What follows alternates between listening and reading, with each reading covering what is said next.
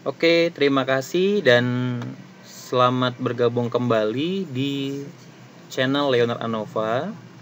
Saat ini saya akan menjelaskan cara untuk mempersiapkan tampilan OBS Studio untuk live streaming. Oke, saya berharap semua sudah mengenal OBS Studio. Kita buka ini tampilannya, OBS Studio standar. Nantinya saya akan jelaskan juga bagaimana cara mengkoneksikan OBS Studio ini dengan YouTube untuk live streaming. Tapi nanti akan saya buat di video terpisah karena khawatir terlalu panjang. Oke, ini adalah tampilan standar OBS Studio. Saya nggak akan jelaskan panjang lebar semua menu di atas ini. Yang saya jelaskan akan masuk ke bagian bawah. Ada bagian scenes. Ini tempat untuk menjadi apa ya? Menjadi wadah untuk mempersiapkan semua tampilan di OBS Studio. Lalu ada sources. Nah, source ini biasanya berdiri di atas atau di dalam setiap scenes. Oke. Nah, jadi yang langkah awal pertama kita buat adalah kita membuat scenes. Boleh pakai scenes yang udah ada, tapi biasanya saya coba untuk membuat yang baru karena nanti seringkali saya membuat beberapa scene karena ada beberapa keperluan. Misalnya karena saya pengajar, saya akan membuat kuliah online, atau kalau saya kasih pelatihan, saya akan bikin pelatihan online. Isinya beda-beda. Kalau kuliah, mau nggak mau saya akan tampilkan logo kampus. Tapi kalau pelatihan, saya akan tampilkan logo tempat di mana pelatihan itu diadakan dan lain sebagainya. Jadi bisa banyak macam scenes dan sourcesnya pun sesuai dengan yang dibutuhkan. Oke, pertama kita tambahkan scenes.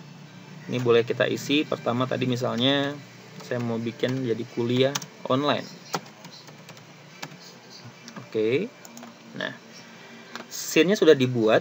Lalu kita akan isi di scenes kuliah online ini ada apa aja sourcesnya yang akan dimunculkan di bagian layar dari OBS kita. Oke. Nah, kita klik tanda plus ini.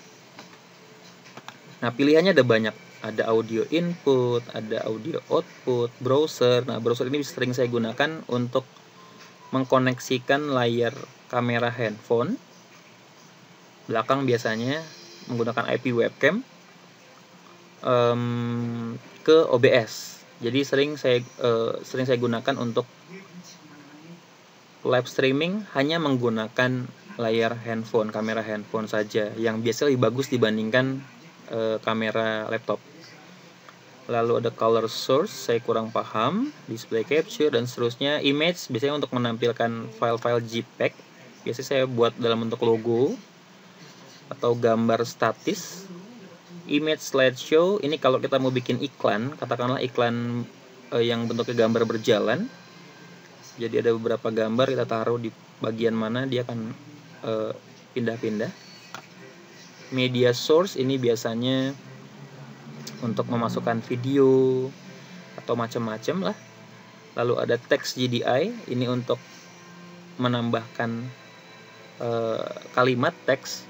Nanti bisa kita bikin running text seperti itu. VLC video source juga sama, ini bicara menginput file berbentuk video, ini begitu di play dia akan jalan sendiri. Lalu ada video capture device, ini mengaktifkan kamera laptop. Terakhir ada window capture, ini OBS akan menampilkan aplikasi yang ingin kita munculkan di dalam OBS. Nah, pelan-pelan kita mulai dari yang pertama.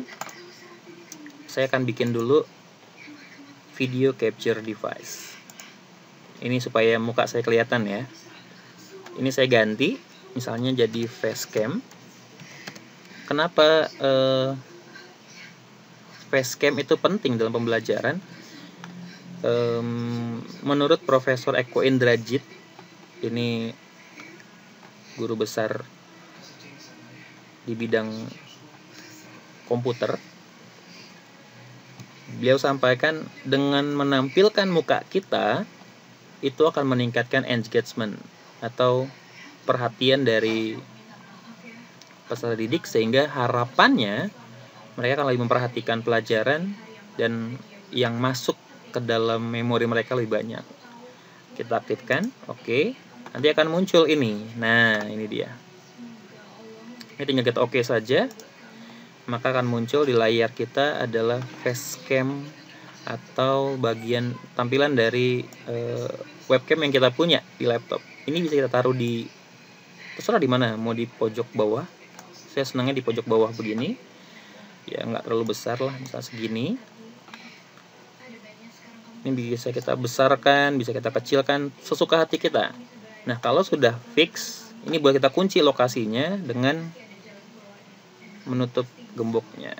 Klik, maka dia tidak bisa diubah lagi. Kalau mau dipindah lagi, silahkan diklik lagi, dan seterusnya gitu ya. Oke, itu yang pertama. Lalu yang kedua, saya senang menampilkan running text. Maka saya bikin dulu teks dalam bentuk ini. Klik aja oke. Lalu kita tulis teksnya di sini. Nah, misalnya saya tulis dulu di sini sebentar ya.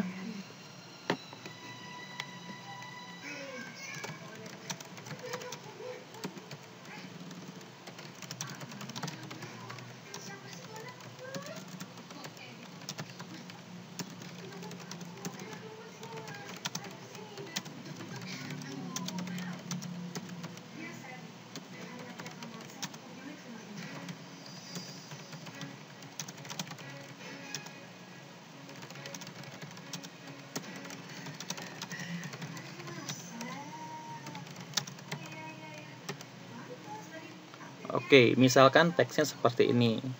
Nah, perlu diingat nantinya akan ada kalau kita mau bikin roll, nanti dia akan jalan terus, dan biasanya kalimat depan ini akan nempel dengan bagian paling belakang. Maka biasanya saya senang bikin kayak pembatas seperti ini. Untuk apa? Memisahkan kalimat awal dan kalimat akhir. Kira-kira begitu. Ini kita oke. Oke, tapi kalau kita mau tambahkan, misalnya warnanya kita ganti, ini awalnya putih kita ganti. Saya senang warna kuning misalnya, saya ganti warna kuning boleh. Lalu backgroundnya supaya terlihat, saya bikin hitam, tapi hitamnya saya tebalkan. Nah, makin kelihatan gitu ya. Atau jangan terlalu terang, nah seperti ini misalnya. Oke. Nah, ini terlalu besar, untuk mengecilkan tinggal kita tarik aja gitu. Kita kecilkan, lama-lama mengecil dia, terus sampai teks yang kita anggap kita inginkan terlihat di bagian bawah. Ingat, teks ini jangan terlalu besar, jangan terlalu mengganggu, cukup bisa terlihat dan jadi perhatian untuk para penonton. Dan tidak perlu semua teks sepanjang itu ada di layar kita, nggak apa-apa, cukup sedikit, misalnya taruh di sini aja, segini misalnya, boleh. Oke. Nah, ini nggak apa-apa segini. Oke. Nah, berikutnya tinggal di buatkan running text-nya. Misalnya kita klik kanan di sini, di bagian teksnya klik kanan, filter. Nah, tolong diperhatikan ya baik-baik. Ditarik ke atas, di bawah tuh, ini karena layar saya kecil ya, jadi bagian bawahnya itu nggak kelihatan. Saya tambah plus, lalu scroll. Oke. Nah, ada pilihan horizontal speed dan vertical speed. Kita maunya dia jalan dari kanan ke kiri, silakan. Kita tambahkan ke sini. Nah, misalnya segitu. Atau kita mau lebih cepat lagi, silakan, misalnya jadi 400. Oke. Vertical speed jangan dipakai ya, karena kalau kita pakai vertical speed tuh dia jadinya ke atas. Nah, begitu. Pusing nih. Ya, jadi ini kita nolkan saja, kita maunya hanya jalan ke kiri. Kita close, maka layar kita berjalan sudah. Kayak gitu ya. Ini tampilan videonya, tampilan facecamnya ada di bawah dari teks. Ini kalau kita mau taruh di atas bisa klik kanan, order move to top. Ya, jadi teksnya mulai dari situ keluarnya. Oke, ini yang kedua. Lalu yang ketiga, ini kalau kita mau taruh paling pojok boleh juga. Yang ketiga adalah misalnya kita mau masukkan window capture. Nah, window capture ini adalah, jangan dulu itu deh. Misalnya image aja ya, image. Nah, image ini untuk menampilkan gambar statis. Nah, biasanya saya senang masukkan logo di sini untuk kayak ciri khas dari sebuah channel YouTube. Saya oke, lalu saya pilih gambar yang ingin saya tampilkan. Saya cari logo Leonard.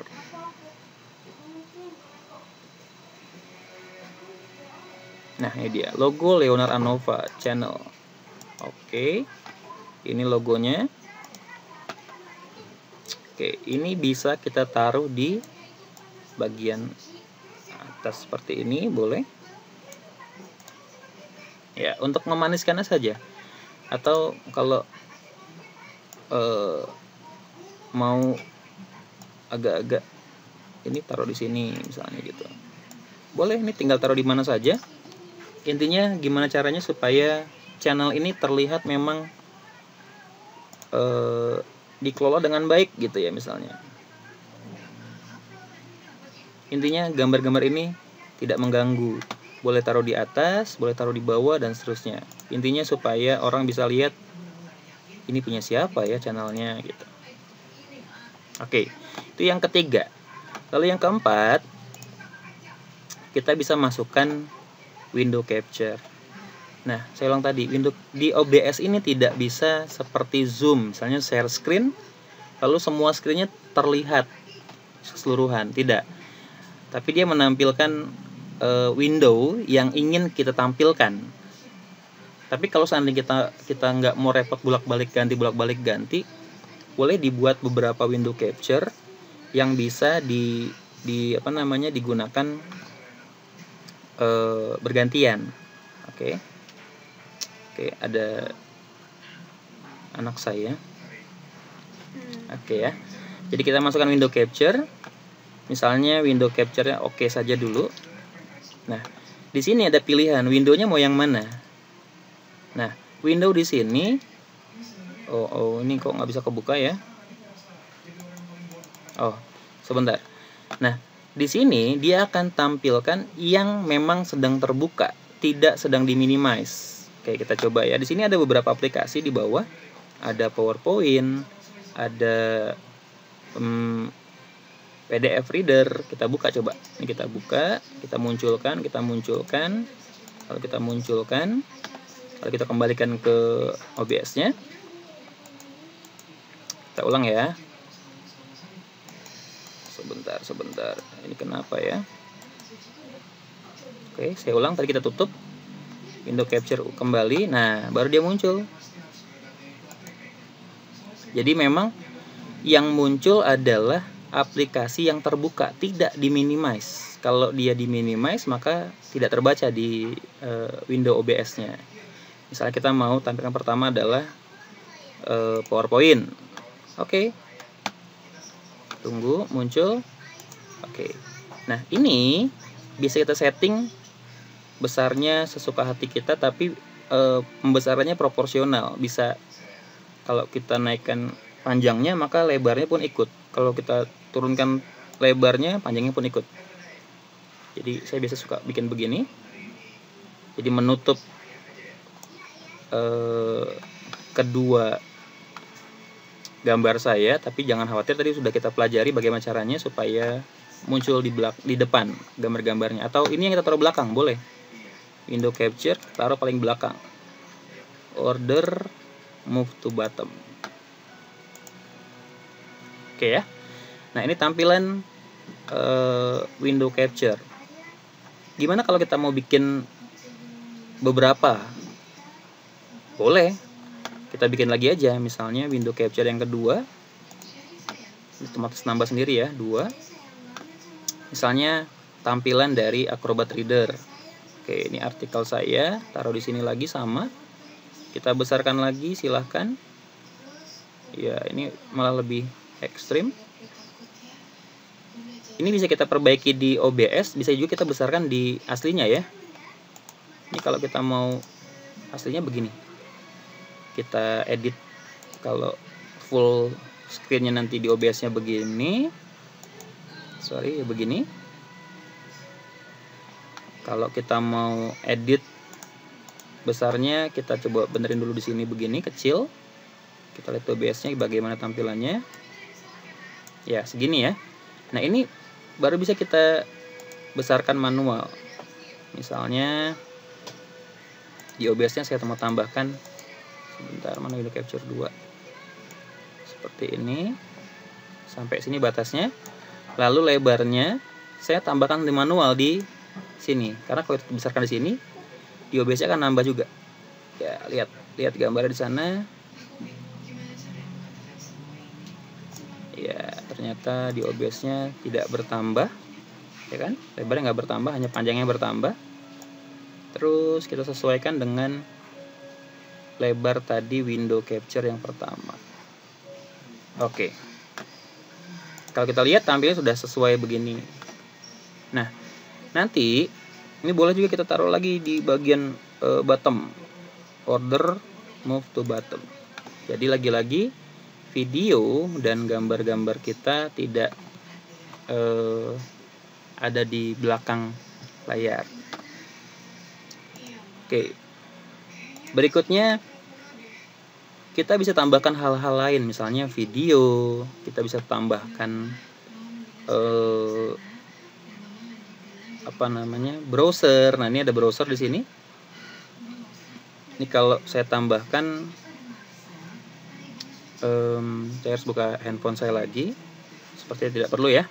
Nanti kita bikin video yang lain karena ini sudah sampai 17 menit. Nah, sekarang bagaimana kalau kita merekam? Ya, merekam. Jadi merekam tuh begini. Konsepnya sama. Yang mau kita tampilkan, kita munculkan. Yang tidak, kita sembunyikan. Bisa. Misalnya, saya coba rekaman begini ya. Oke. Start recording. Ini start. Oke, selamat bergabung di channel ini. Hari ini kita akan membahas mengenai Nature of Science. Lalu kita akan belajar beberapa bagian. Nah, untuk Bapak Ibu yang sedang menjelaskan, jangan fokus di OBS-nya nanti. Boleh pinggirkan OBS-nya seperti ini, lalu mulai buka PowerPoint-nya saja. Nah, ini ingat tadi PowerPoint-nya kan kelihatan seperti ini. Bisa nggak kalau kita bikin full screen? Bisa. Tapi kita tidak punya kontrol untuk menentukan lebarnya. Kita bisa pilih misalnya pakai slideshow, silahkan. Ya, tapi saya biasanya pakai ini saja. Saya akan klik di sini. Scientists have to core bla bla bla bla bla, sehingga layar di OBS-nya berpindah. Lalu saya tambahkan lagi di sini dan seterusnya. Oke, terima kasih. Kalau Anda mau lihat contoh artikel yang sudah dipublish mengenai ini, kita bisa lihat berikutnya di sini. Nah, biasanya kalau saya hanya gunakan satu window capture dan saya akan gunakan bergantian. Jadi ini kan yang muncul ini yang pertama ya. Ini saya buka, saya ganti dengan misalnya tampilkan buku. Saya akan ganti di sini gitu. Oke, maka layar akan berubah jadi tampilan buku. Nah, ini bukunya lebar sekali ya. Kita belum setting tadi. Nah, ini bisa kita kecilkan dulu. Nah, di OBS-nya kira-kira bagaimana OBS-nya? Nah, gini. Tampilan buku. Atau kalau tadi kita bilang ini berganti ya. Tadi kita ganti. Kita ganti lagi ke PowerPoint-nya.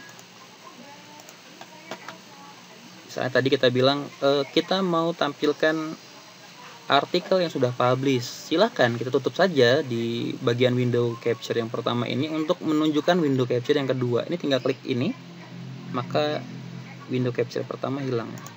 Lalu muncul window capture yang kedua. Nah, kalau kita tidak mau repot bolak-balik yang tadi, kita bisa gunakan beberapa window capture untuk muncul di layar kita. Nanti bagian mana yang kita munculkan itu kita buka, kalau tidak kita tutup, dan seterusnya. Oke, kira-kira begitu. Nah, hasil nanti tinggal stop recording. Oke, lalu kita lihat hasil di mana. Tinggal lihat di sini, file, show recording. Nanti dia akan muncul di beberapa file yang kita rekam. Terbaru itu berarti tanggal 17 ya. Ini kita bisa buka.